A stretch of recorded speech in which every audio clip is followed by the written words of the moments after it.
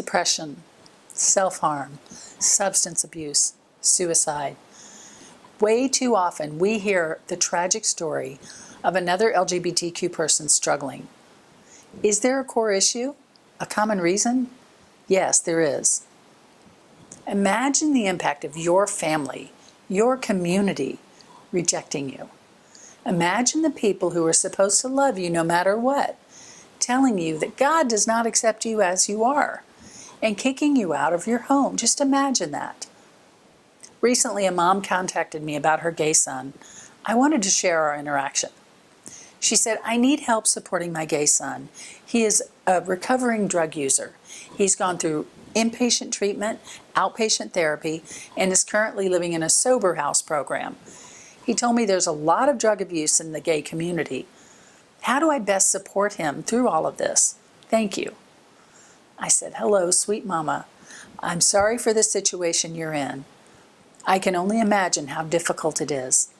Yes, drug use goes on a lot in the LGBTQ community, as well as other self-destructive behaviors. It goes on with other people pushed to the margins.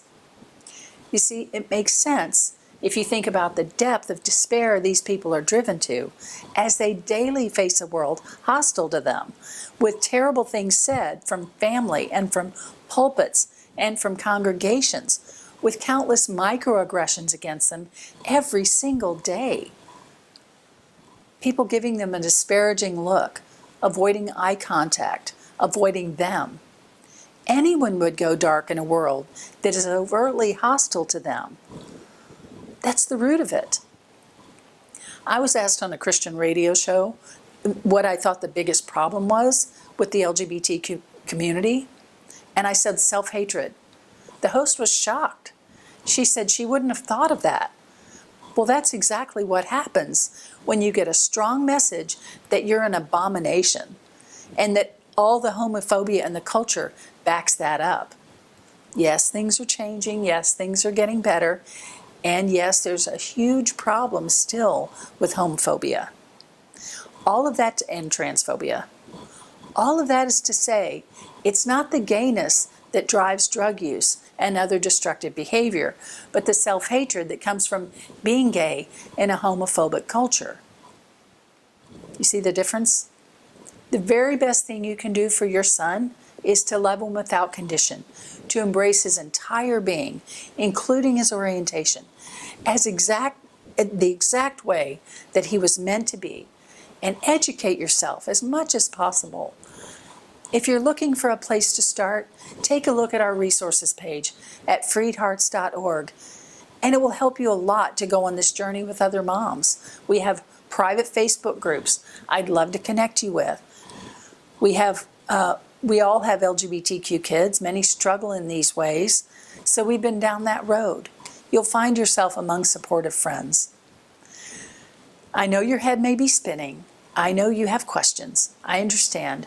Just love him well and be there for him. That means the world.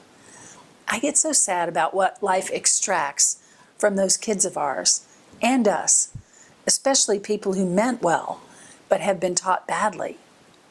And although this is a difficult path for him and for your whole family, I can see him coming out of it with clearer, cleaner vision of his life and a story to tell, a story that no one can take from him.